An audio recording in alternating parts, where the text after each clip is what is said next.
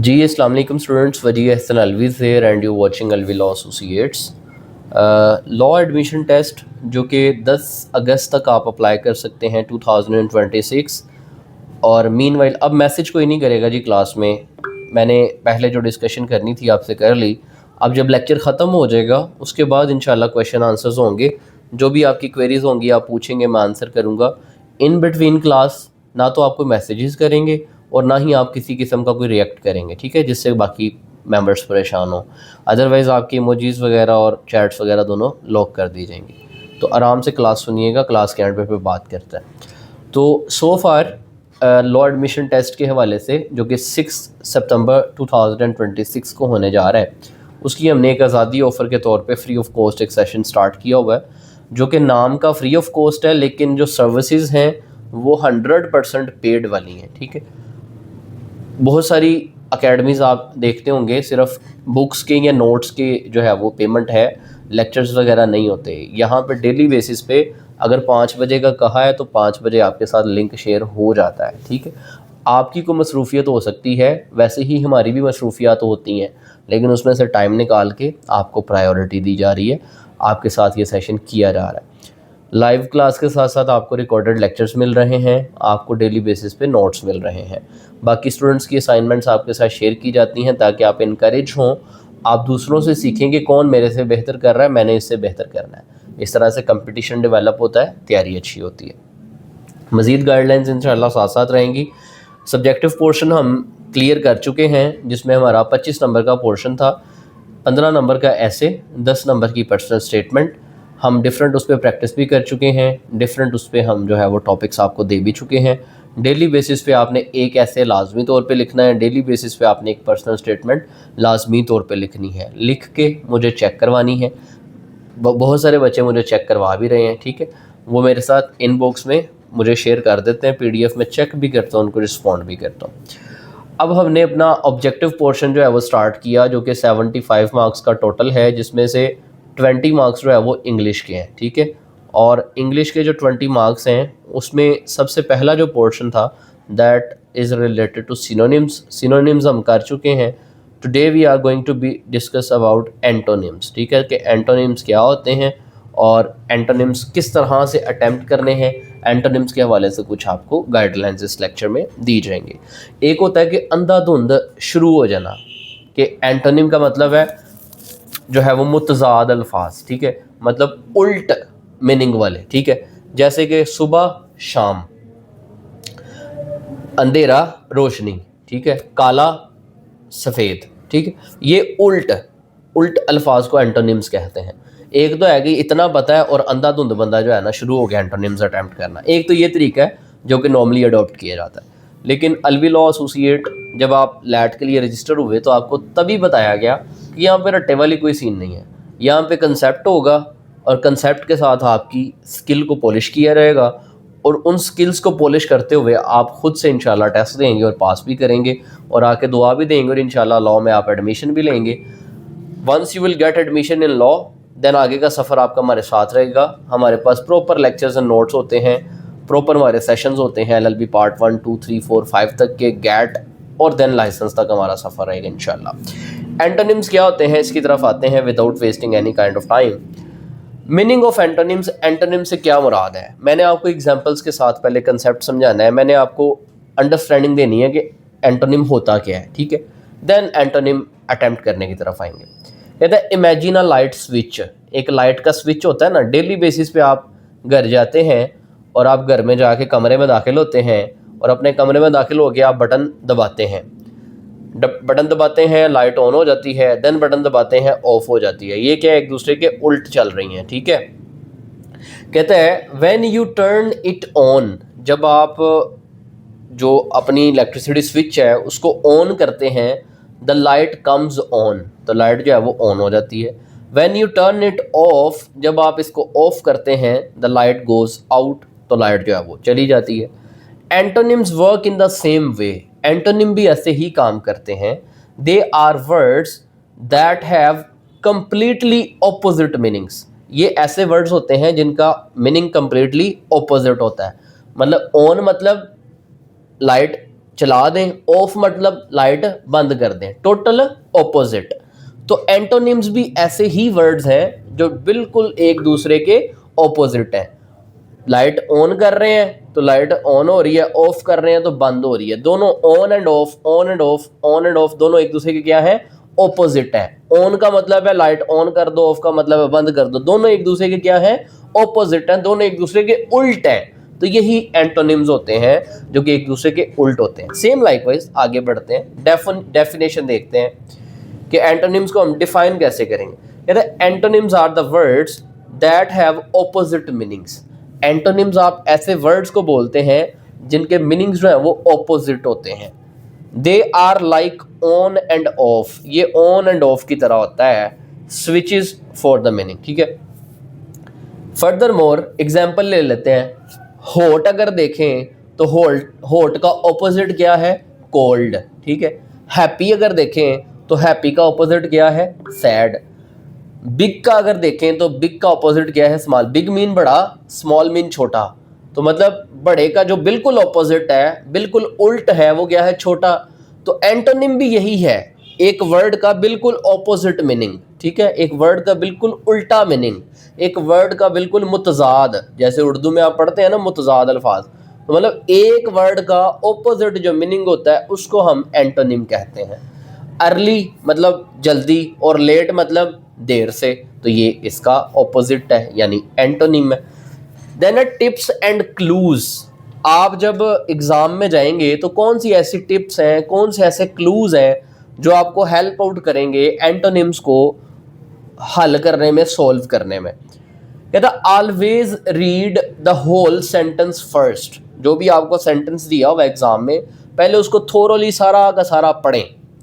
Think of antonyms as the opposite sides of a coin. एक coin होता है ना, कहता है एंटोनिम को भी उस कॉइन का बिल्कुल दूसरा हिस्सा समझें, दूसरा सिरा समझें, दूसरी साइड समझें, ठीक है, जो कि एक दूसरे से मिलती नहीं है बल्कि एक दूसरे से उल्ट होती हैं। One side is different from the other. एक साइड हमेशा दूसरे से मुख्तलिफ होती है। Just as one word has the opposite, ऐसे ही जैसे एक वर्ड का कोई दूसरा ऑपोजिट उल्ट मीनिंग होता है। कहता है the sentence gives you clues to help you choose the correct opposite word. जब आप सेंटेंस को सारा केयरफुली पढ़ेंगे तो सेंटेंस इटसेल्फ आपको क्लू देगा कि किस तरह से आपने एंटोनिम जो है वो सिलेक्ट करना है। सबसे पहले जो टिप आपके यूज में आएगी वो आपने फीलिंग को समझना है। जैसे लास्ट टाइम सिनोनिम्स में हमने कहा था, वहां पे आप जो फीलिंग आपकी आ रही थी उसका बिल्कुल सेम वर्ड आपने ढूंढना था, लेकिन यहाँ पे जो आपको फीलिंग आएगी उसका ऑपोजिट वर्ड ढूंढना है। सिनोनिम में क्या था, अगर सेंटेंस के अंदर हैप्पी फीलिंग थी तो ऑप्शंस के अंदर से भी आपने कोई ऐसा वर्ड चूज करना था जो कि हैप्पीनेस से जुड़ा हुआ होगा, ठीक है। लेकिन यहाँ पे क्या है, यहाँ पे सेंटेंस अगर आपको कोई हैप्पी फीलिंग दे रहा होगा तो आपने उसका कोई ऑपोजिट वर्ड ही चूज करना है, यानी सैडनेस से रिलेटेड कोई फीलिंग सेंटेंस के अंदर ढूंढनी है, ठीक है। तो टिप नंबर 1 ये है कि लुक फॉर द फीलिंग। आपने सेंटेंस के अंदर फीलिंग को देखना है कि कौन सी फीलिंग की बात की जा रही है। कहता does the sentence describe happiness, sadness, fear, excitement और अनदर फीलिंग। यानी जो आपका सेंटेंस है उससे आपको हैप्पी फीलिंग आ रही है, सैडनेस की फील आ रही है, फियर कोई डर खौफ है, कोई एक्साइटमेंट है या कोई और फीलिंग है, ठीक है। तो जो भी फीलिंग है उससे ऑपोजिट वर्ड आपने चूज करना है। सिनोनिम में क्या था, सिनोनिम में ये था कि जो आपको फील आ रही है आपने एग्जैक्टली उस फील का वर्ड चूज करना है।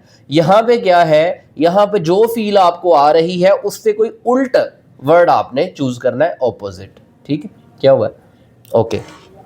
आवाज बाकी स्टूडेंट्स को आ रही है सबको और स्क्रीन भी क्लियर है और everything is perfectly fine, okay. तो ये पहली हमारे पास टिप है, यानी choose the word with the opposite feeling. मैंने आपको बता दिया कि सेंटेंस पढ़ने से आपको पता लग गया है कि अली इज हैप्पी। सेंटेंस कह रहा है कि अली इज हैप्पी, अली जो है वो खुश है। तो हैप्पी का जो उल्ट है, मुतजाद है, एंटोनिम है वो क्या होता है, सैड, गमगीन। तो आप ऑप्शंस में से देखेंगे कि कौन सी ऐसी ऑप्शन है जो कि सैडनेस की फीलिंग को डिस्क्राइब कर रही है। तो वो ऑप्शन जो सैडनेस की फीलिंग को डिस्क्राइब कर रही होगी, आपने उस ऑप्शन को जो है वो चूज कर लेना है। पहली टिप आपकी ये है एंटोनिम को अटेम्प्ट करते हुए। नंबर सेकंड पे जो टिप है वो है थिंक अबाउट द एक्शन। आपने देखना है कि जो आपको सेंटेंस दिया गया है उसमें कौन सा एक्शन हो रहा है। ठीक है, लेट सपोज, एक्शन से क्या मुराद हो रहा है कि लेट सपोज कोई जो खेलने के बारे में बात की जा रही है, तो खेलने का ऑपोजिट क्या होगा, रिलैक्स कर रहा है कोई बंदा। ठीक है, खेलना क्या है, एक एक्शन है, और उसका ऑपोजिट क्या है, रिलैक्स करना। कुछ भी कोई बंदा नहीं कर रहा। ठीक है, एक है एक्शन भागना। ठीक है, उसका ऑपोजिट क्या हो जाएगा जी, बैठा है बंदा, सुकून से आराम कर रहा है, लेटा हुआ है, कुछ ऐसा ऑप्शन हो सकता है। तो मतलब आपने एक्शन देखना है कि एक्शन क्या है, और देन उस एक्शन का भी आपने ऑपोजिट एक्शन ढूंढना है नीचे ऑप्शंस में से। ठीक है, कि तो sometimes the sentence describe an action. अक्सर एंटोनिम्स आपको ऐसे दिए जाते हैं कि जिसमें कोई एक्शन जो है, एक्शन को डिस्क्राइब किया हुआ होता है। तो आपने क्या करना है, जो एक्शन आपको सेंटेंस में दिया हुआ है उस एक्शन का ऑपोजिट ऑप्शन आपने चूज करना है एज एन एंटोनिम। जैसे कि एग्जांपल है ओपन। आपसे कहा जा रहा है सेंटेंस के दौरान के ओपन द डोर, दरवाजा जो है वो खोल दें। तो ओपन का एंटोनिम क्या है, क्लोज, के दरवाजा बंद कर दें। तो ओपन जो है वो एक एक्शन था, आपने उस एक्शन का ऑपोजिट एक्शन ढूंढना है जो कि होता है क्लोज। इसके बाद है एक्सेप्ट, मतलब कबूल करना, और उसका ऑपोजिट क्या होता है, रिजेक्ट, मतलब मना कर देना, इनकार कर देना। देन है इंक्रीज। इंक्रीज होता है बढ़ा देना किसी चीज को। ठीक है, increase the volume of the phone, यानी फोन का वॉल्यूम जो है इंक्रीज कर दें, और उसका उल्ट क्या है, डिक्रीज, कि कम कर दें। तो इस तरह से अगर कोई फीलिंग है तो उसकी ऑपोजिट फीलिंग ढूंढनी है आपने ऑप्शन में से, और अगर कोई एक्शन है सेंटेंस के अंदर तो उस एक्शन का ऑपोजिट एक्शन आपने ढूंढ के एज एन ऑप्शन टिक लगाना है। एंटोनिम्स की बात कह रहा हूं। ठीक है, देन है look for the clues. Number third पे जो आपके पास टिप है एंटोनिम को अटेम्प्ट करने की, that is look for the clue. मतलब आपने देखना है कि सेंटेंस में आपको क्लू क्या दिया जा रहा है। कहते हैं other words in the sentence often help you find the correct antonym. Sentence के अंदर जो बाकी के वर्ड्स होते हैं वो भी समहाउ अक्सर औकात आपको सेंटेंस समझने में या करेक्ट ऑप्शन समझने में, लगाने में, करेक्ट ऑप्शन ढूंढने में हेल्प आउट करते हैं। जैसे कि एग्जांपल है, if you read the road was not wide. The road was not wide मतलब सड़क जो है वो खुली नहीं थी। तो वाइड का ऑपोजिट क्या होगा, नैरो।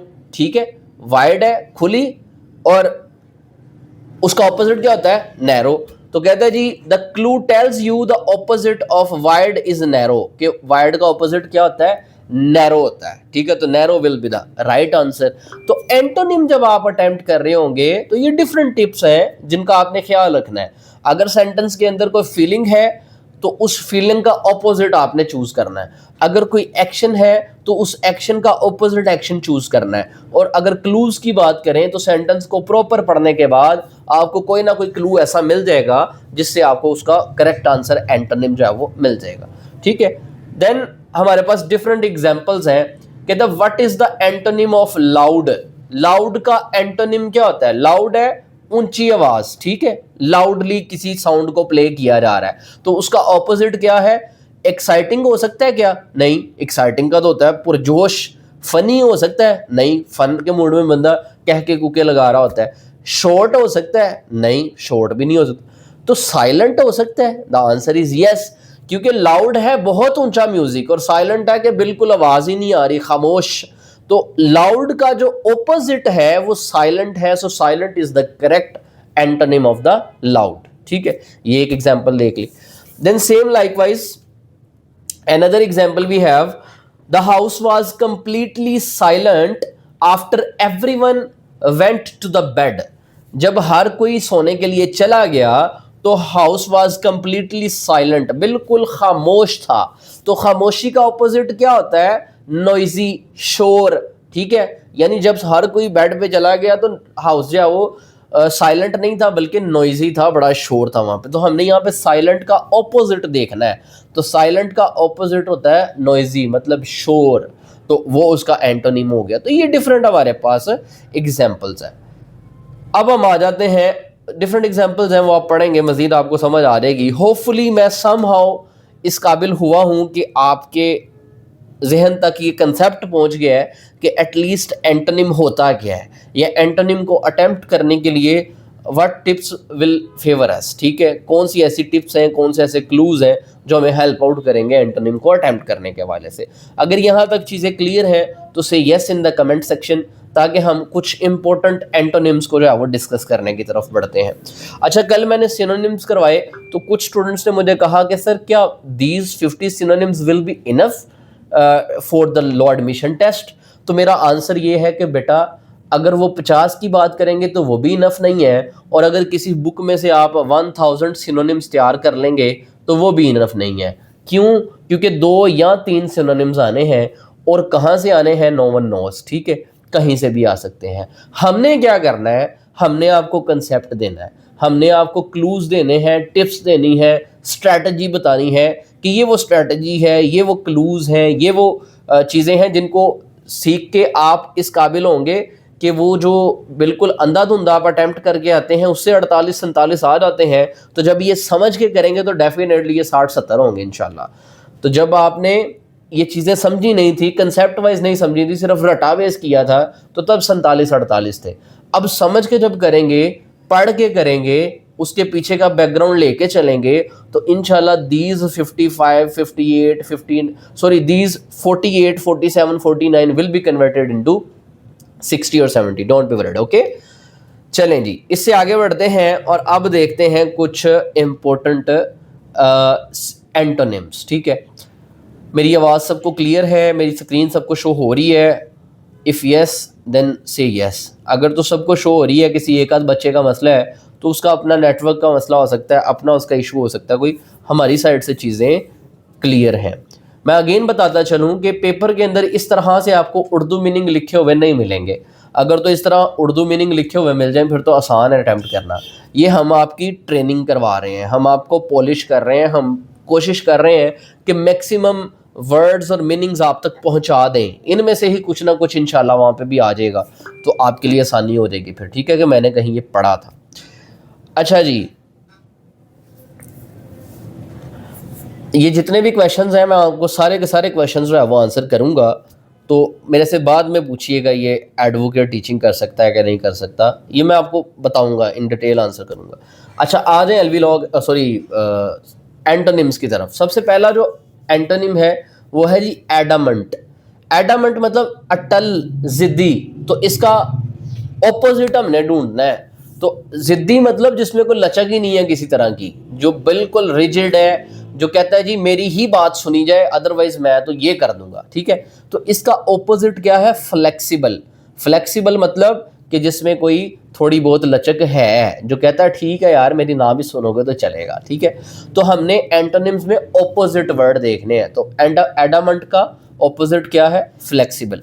देन है अब्सटेन। अब्सटेन होता है परहेज करना, और दूसरी साइड पे इसका ऑपोजिट क्या होगा कि एक बंदा परहेज नहीं कर रहा बल्कि खुलेआम सारी चीज़ें खाई जा रहा है, तो वो है इंडल्ज। इंडल्ज मतलब लुत्फ अंदोज होना, यानी किसी चीज़ का भी परहेज नहीं है। समोसा मिल रहा है तो समोसा खाई जा रहा है, बिरयानी मिल रही तो बिरयानी खाई जा रहा है, नान चने मिल रहे हैं तो खाई जा रहा है, तो मतलब कोई परहेज नहीं है, इंडल्ज है, पूरा लुत्फ अंदोज हो रहा है। नंबर 3 पे है अकॉर्ड। अकॉर्ड होता है हम आहंगी, इत्तफाक। ठीक है, तो इसका ऑपोजिट क्या है? डिस्कॉर्ड। डिस्कॉर्ड मतलब इख्तलाफ आ जाना, राय में इख्तलाफ आ गया। ठीक, नंबर 4 पे है एक्यूट। एक्यूट होता है शदीद, तेज, या अक्सर होता है एक्यूट, क्रोनिक जो है वो एक्यूट होता है, और एक वर्ड होता है क्रोनिक। एक्यूट होता है कि शदीद है, परमानेंट है, जैसे एक्यूट कैंसर हो गया यानी परमानेंट हो गया, शदीद नेचर का हो गया। ठीक है, और क्रोनिक होता है कि दायमी, मतलब वक्ती है, चला जाएगा। तो इस तरह से ये उसका ऑपोजिट है। देन है एडवर्सिटी।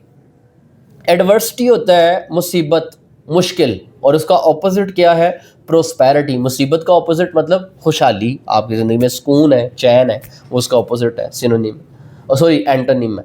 नंबर 6 पे है एग्रावेट। एग्रावेट होता है बिगाड़ना, बढ़ाना, ठीक है, किसी बात को आप जो है वो प्रोलॉन्ग करी जा रहे हैं।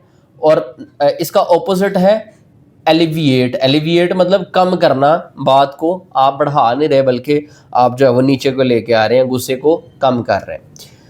देन है अलाइन, एलियन है। एलियन होता है अजनबी, गैर मुल्की, ठीक है। जैसे वो आपने वो जादू वाली मूवी देखी होगी, तो वो एक एलियन जो है वो नीचे आया था ज़मीन पे, वो ऋतिक रोशन की मूवी में, ठीक है।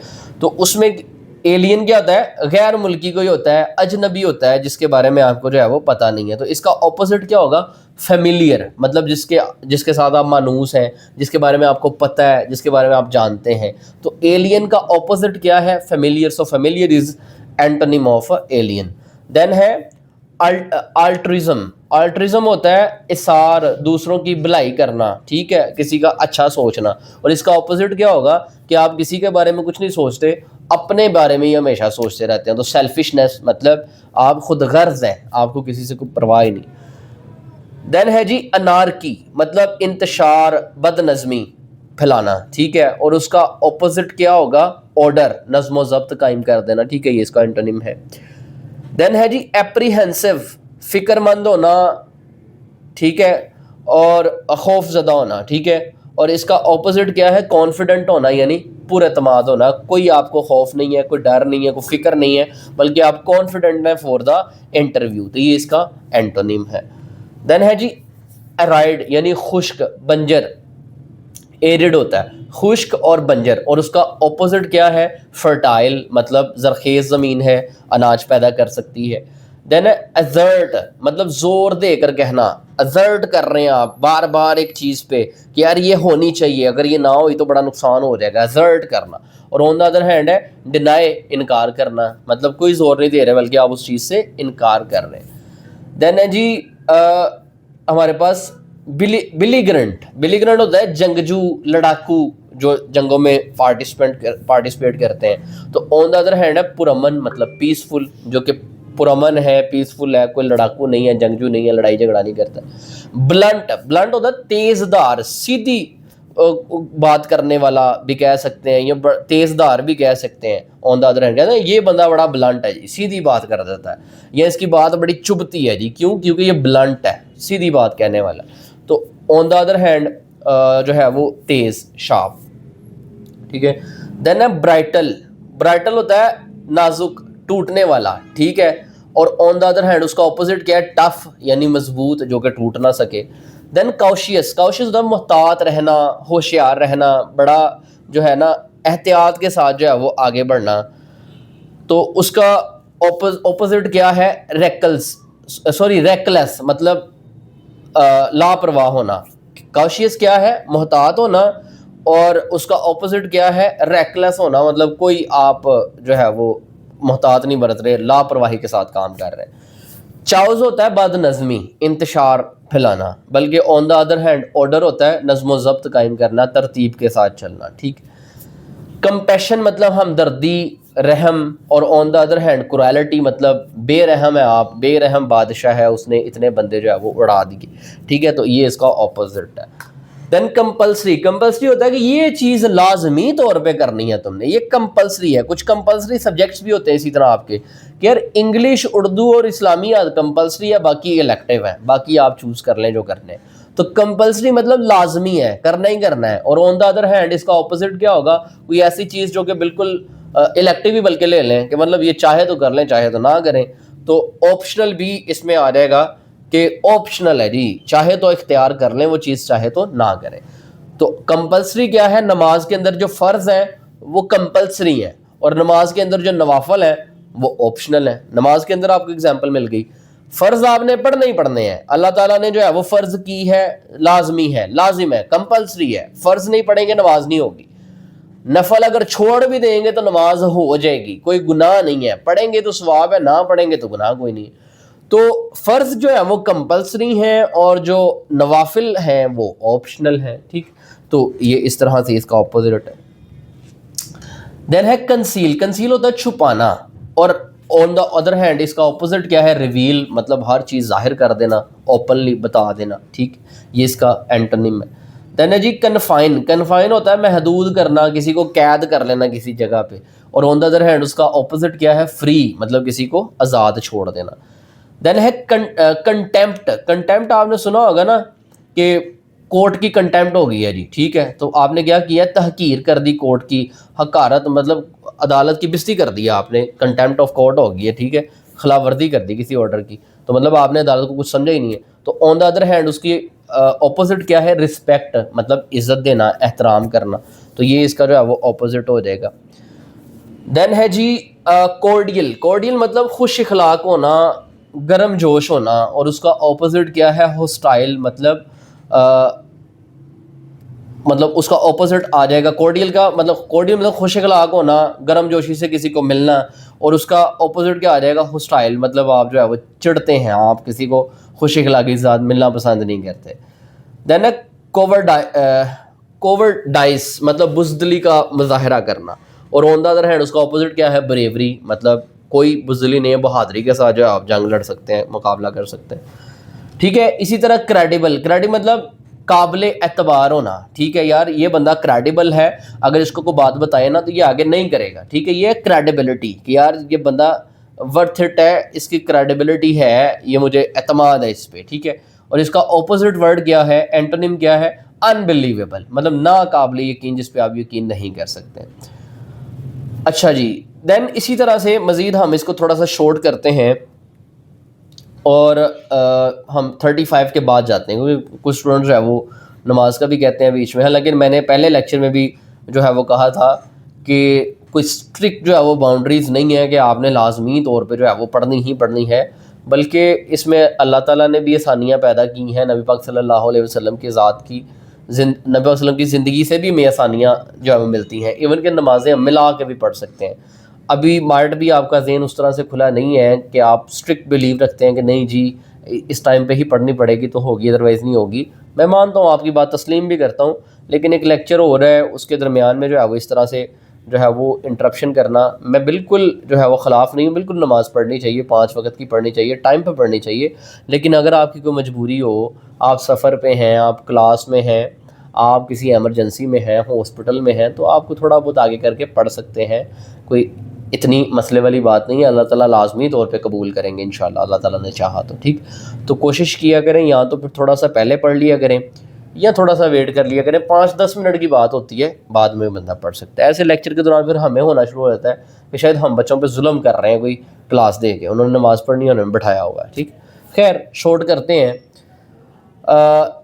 देन है जी डिस्क्रीट, मतलब मोहतात, राजदार। तो उसका ऑपोजिट है जी इनडिस्क्रीट, मतलब बेहतियात करने वाला।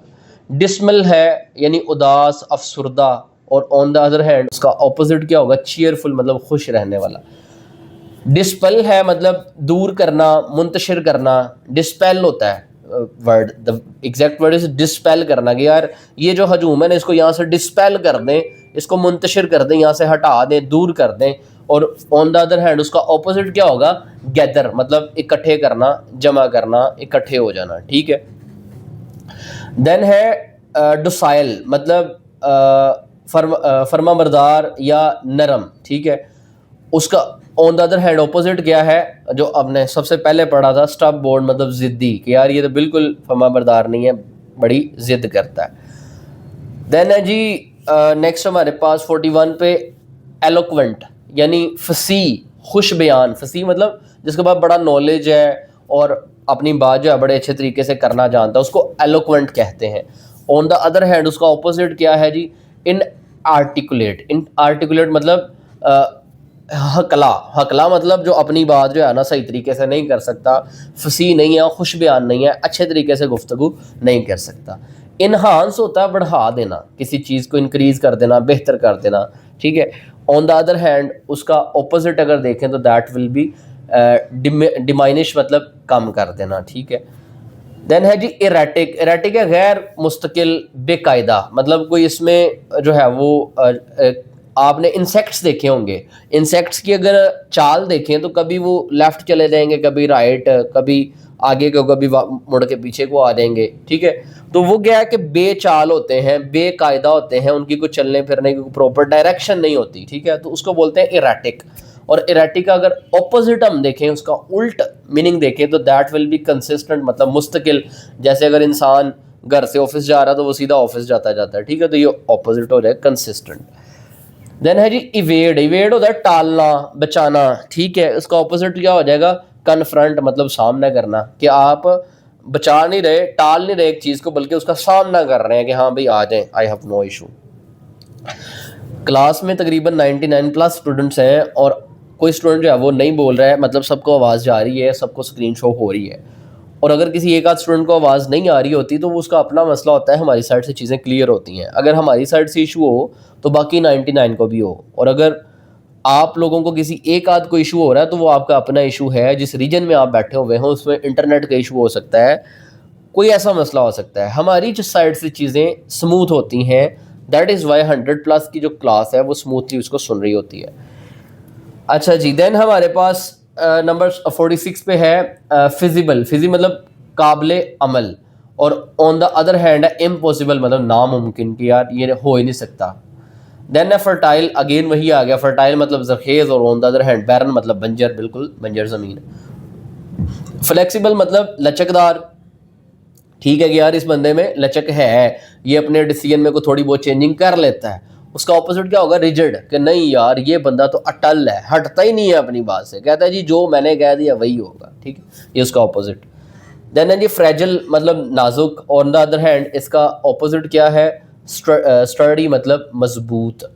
देन लास्ट पे we have, last but not the least, we have antonym number 50, frank मतलब साफ गो, और रिजर्व्ड मतलब राजदार, जो कि ज़्यादा बात नहीं करता। ये एंटोनिम्स थे। सबसे पहले हमने देखा कि एंटोनिम्स को अटेम्प्ट कैसे करना है, टिप्स क्या है, क्लूज क्या है, एंटोनिम होते क्या हैं। देन मोस्ट इंपॉर्टेंट 50 एंटोनिम्स देख लिए, इनको अच्छे तरीके से तैयार करना है। इसके अलावा भी जो एंटोनिम्स होंगे इंशाल्लाह आपके साथ ग्रुप्स के अंदर शेयर किए रहेंगे। अपार्ट फ्रॉम दिस आपके कोई क्वेश्चंस हैं तो वो अब से ऑनवर्ड्स आप पूछ सकते हैं, आई विल आंसर। एक क्वेश्चन था कि सर अब्दुल मतीन ने वीडियो डाली है कि वकील जो है पढ़ा नहीं सकता।